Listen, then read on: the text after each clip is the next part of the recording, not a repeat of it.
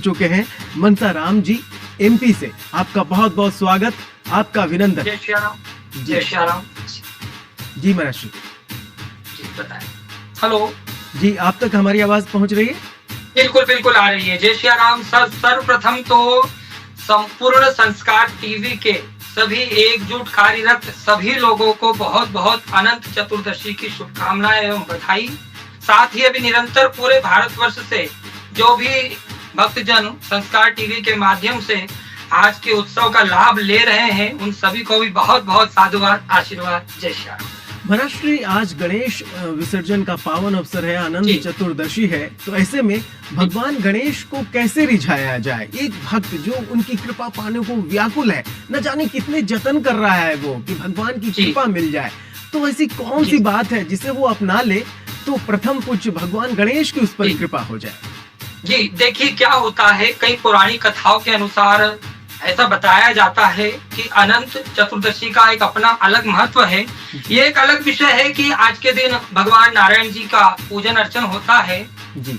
कई पौराणिक कथाओं में यह भी कहा गया है कि व्यास जी के माध्यम से महाभारत लिखा गया, लेकिन कई अन्य पौराणिक कथाएं यह भी कहती है कि गणेश जी के माध्यम से जब व्यास जी ने गणेश जी से आग्रह किया महाभारत अंकित करने के लिए, तब महाभारत को अंकित करते समय गणेश जी ने चतुर्थी से महाभारत को लिखना प्रारंभ किया था, अंकित करना प्रारंभ किया था। एवं आज तिथि 10वें तिथि तक, आज तो हम अनंत चतुर्दशी पे जान रहे हैं, 10 दिनों तक निरंतर बिना रुके, एवं जब कलम की नोक टूट गई तब गणेश जी ने अपने दंत से भी उस महाभारत को अंकित किया। एवं 10 दिन निरंतर बिना रुके जब उन्होंने महाभारत लिखी, उस समय उनके शरीर में उष्णता, गर्मी का ताप बढ़ गया। ताप बढ़ जाना अर्थात, क्योंकि महाभारत आप जानते हैं एक अलग ही रचना है जिसमें हर स्थान पर क्रोध का समावेश भी बताया गया है।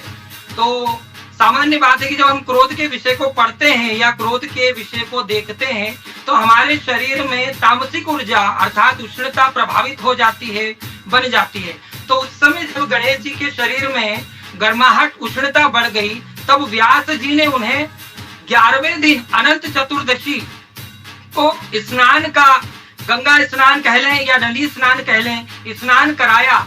उसके महत्व को लेकर के ही आज के दिन का महत्व माना जाता है। ऐसे विसर्जन का अर्थ अन्य अन्य प्रकार से जाना जाता है। विसर्जन का अर्थ यह भी होता है कि हम अपने गुणों को अपना लें एवं अवगुणों को त्याग कर दें।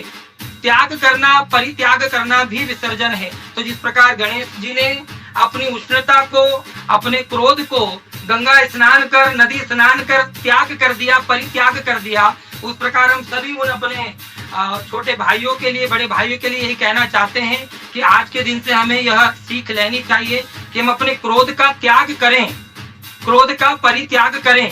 एक और विश्राम, जब निरंतर कोई ग्रंथ लिखे जाते हैं, जैसे हनुमान जी के माध्यम से लंका तक पहुंचने में जितने विश्राम लिए गए, उन विश्राम को भी विसर्जन कहा जाता है।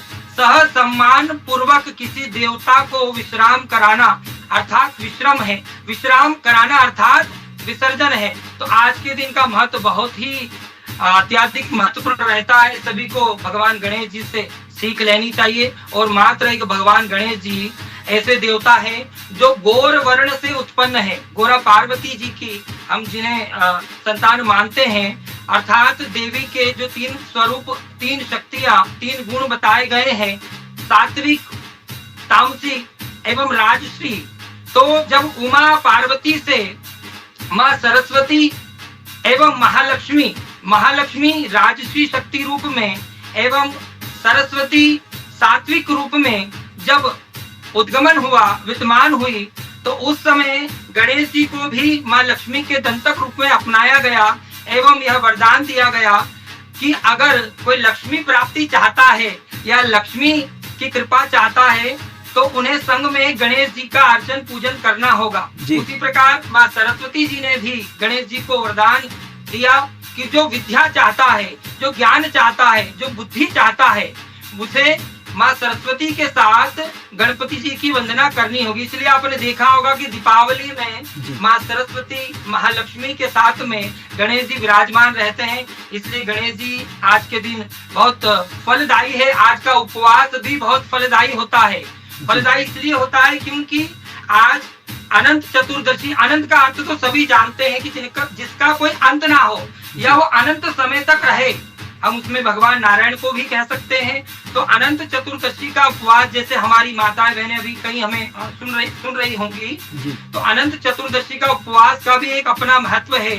जब पांडवों ने अपना राजपाट खोकर अज्ञातवास किया तो स्वयं भगवान कृष्ण जी के माध्यम से द्रौपदी को अनंत चतुर्दशी का उपवास करने के लिए कहा गया। और जब उन्होंने उस उपवास को पूर्ण विधि विधान से किया तो पांडवों को शांति प्राप्त हुई एवं अपने राजपाट का पुनः उन्हें कुछ अंश प्राप्त हुआ। ऐसे पुराण कहते हैं पूर्णता तो नहीं मिला था, लेकिन कुछ अंश प्राप्त हुआ एवं पुनः द्रौपदी का साथ प्राप्त हुआ। तो इसलिए आज के दिन उन माताएं बहनों को भी उपवास करना चाहिए एवं उन लोगों को भी उपवास करना चाहिए जिनके जीवन में बहुत कुछ उनसे छूट गया हो, या संपत्ति हो, धन हो, या कोई अपना प्रिय व्यक्ति। तो आज के दिन अगर वो उपवास करता है, पूर्ण श्रद्धा से विधान से वह गणेश जी का पूजन अर्चन करता है, तो गणेश भगवान की कृपा से उसकी संपूर्ण कामनाएं पूर्ण होती है। जी महाराज श्री, आपने बहुत अच्छी बात बतलाई। आपका बहुत बहुत धन्यवाद, आभार। तो महाराज श्री अभी हमारे साथ जुड़े हुए थे एमपी से। उन्होंने बहुत अच्छी बात बतलाई कि हमें विसर्जन का अर्थ है कि अपने अवगुणों का हम त्याग करें। जी हाँ, तभी हमारा जीवन जो है सफल हो सकता है। तभी तो इन्हीं भक्तिमय कार्यक्रमों के साथ आइए सीधी तस्वीरें आपको दिखाते हैं मुंबई से।